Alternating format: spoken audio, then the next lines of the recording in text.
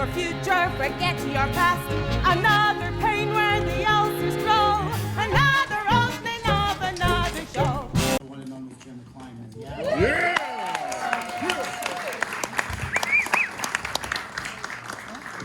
Everything, not to call him Jeff right there. Thank you. And also, if it's all right, because I think I've been a company member here for about 47 years. Maybe we throw one out for Annie as well.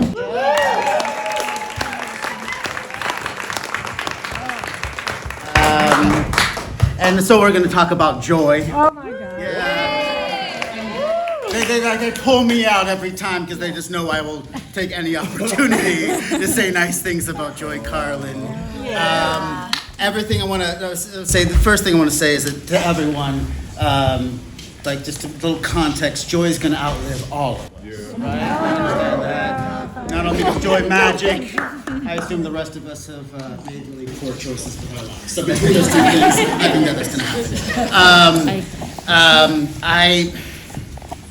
I guess, you and I was trying to walk through it. I think we've done sort of every pairing in the theater you could possibly do, as producing and directing and acting and what have you, and lighting and all the things that we've done together. And the point of that for me is that there's really only one space that I've held in all of that, which is student. And I feel like it can speak for all of us that know Joy, to know that we're all continuously students. And if you're not, and if you don't see that, you're missing the point, right? And for those of you that maybe don't know Joy in the same way and haven't been lucky enough to have that, you are lucky enough if you acknowledge the fact that if you're part of this community, you're part of a community that was built by Joy Carlin. It's true. It's true. Speak. And I was told to keep this brief, and therefore I will. No, don't stop.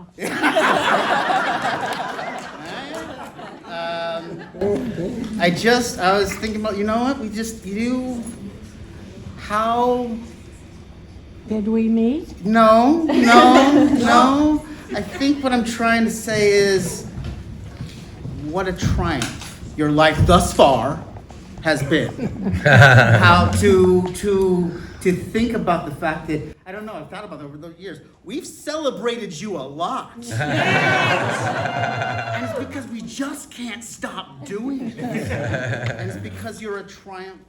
You are the queen mother of the Bay Area theater and beyond, and we are all, I am going to speak for everyone and say we are grateful for everything that you've given, everything that you give, and everything you will continue to give for generations and generations to come. I love you, Joy Carlin.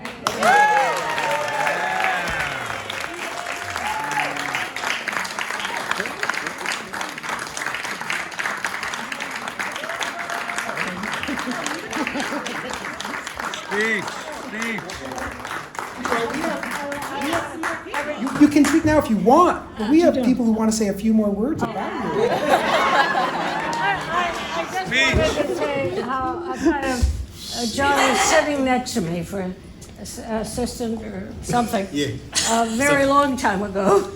And it was in Berkeley at that on College Avenue. It's not real theater, but it was a beautiful building with redwood poles holding everything up. And I said, there's a light flickering up there. I don't know, get somebody to fix that. I'll do it. And he shimmied up that redwood. Wasn't a round pole either. It was a piece of tree or wood. No, it was cut. And he fixed that light. And since then, he's been my man. So whatever I need. All right. One thing, just one last acknowledgement of that, Jim, so sorry, is that our second child, Jacob's middle name is Carlin.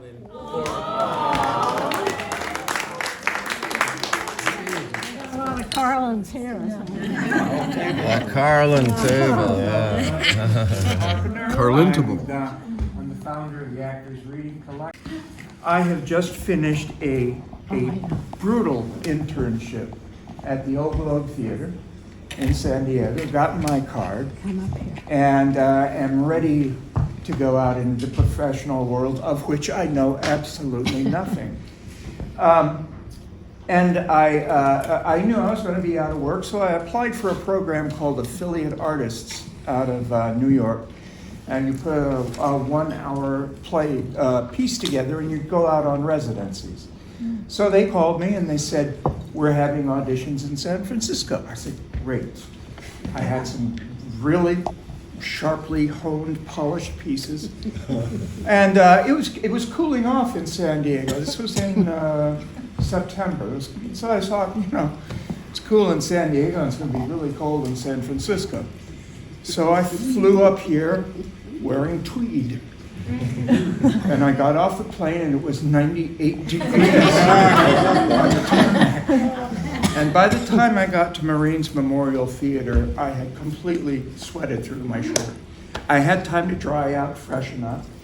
And when my name was called, I went out onto the stage in one of those typically darkened auditoriums, couldn't see a thing.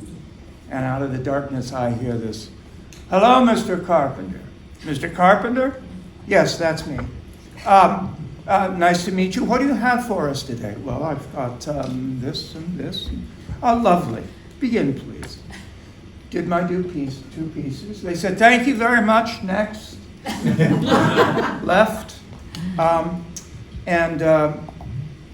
got about halfway to BART, and my buzzer went off. We didn't have cell phones or internet. Otherwise, I would have known how damn warm it would have been.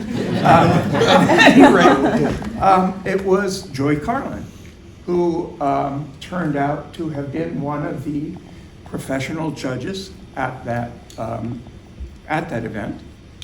And she offered me the role of a punk rocker at Berkeley Rep in a play called Otherwise Engaged.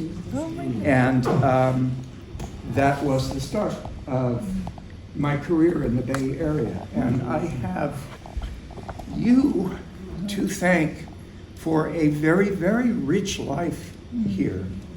And you to thank for helping to build a community that is this supportive and this rich. And I know all your kids now. I've known these guys since they were like this high. Yeah, these guys. And you are a dynasty. And I just want to thank you so much for giving me a career, Joy. And also, I have to tell you that because you offered me that role, I got cast in possibly one of the worst movies of all time, Howard the Duck. Oh, yeah. Playing a punk rocker. I was at the Mabuhay, I remember that. Nice one. Two of my great favorites, Jim and John, have both been talking about Joy.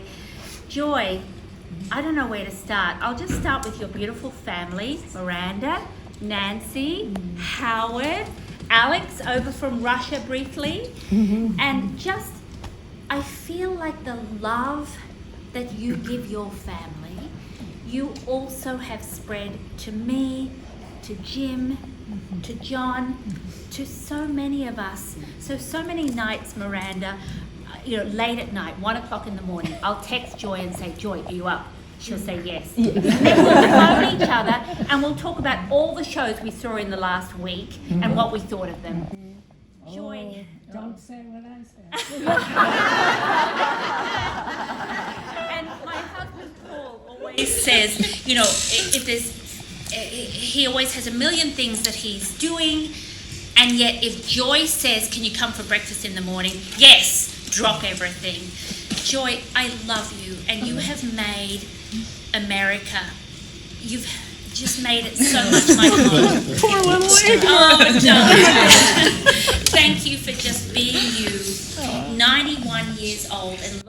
I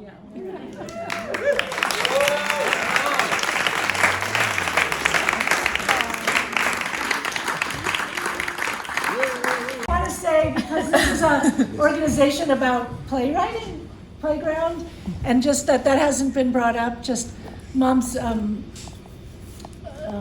support of new plays is really so much about what her life is back from Chicago when I was thinking it was probably 75 years ago in Chicago. And so all of you Chicago Playground people, she was part of the Chicago Playwrights Theatre, which became the Compass Players, which became Second City. And that was all about, with Paul Sills and Mike Nichols and those people, about just improvising and new work and making plays.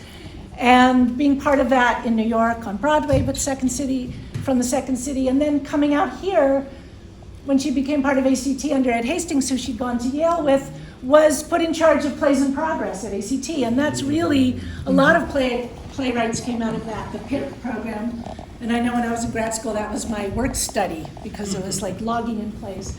And ever since then, just has had, I think a lot of her best friends have been playwrights, and she's really been a champion of new plays so much. And I don't want that to get lost, because this is a whole organization about that, and continues to have directed premieres and helped a lot of playwrights out along the way.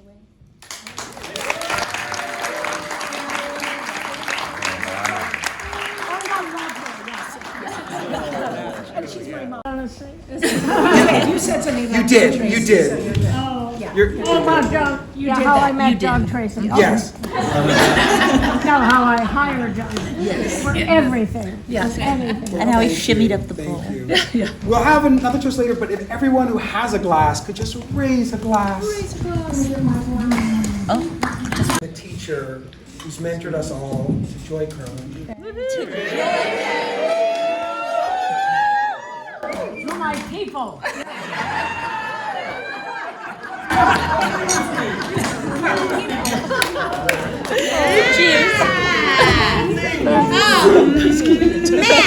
All right, Kramer, get up.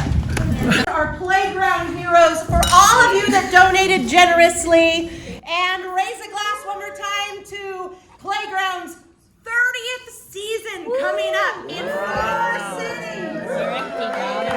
Thank you, everybody. We'll be going. Such a beautiful speech. Thank you.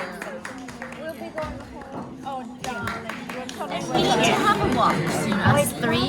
Yeah. And will we have Casper with us or not? I'm losing Casper right now. That's kind of why I'm in bed. I know. It's so sad. Well, I've had so many, Casper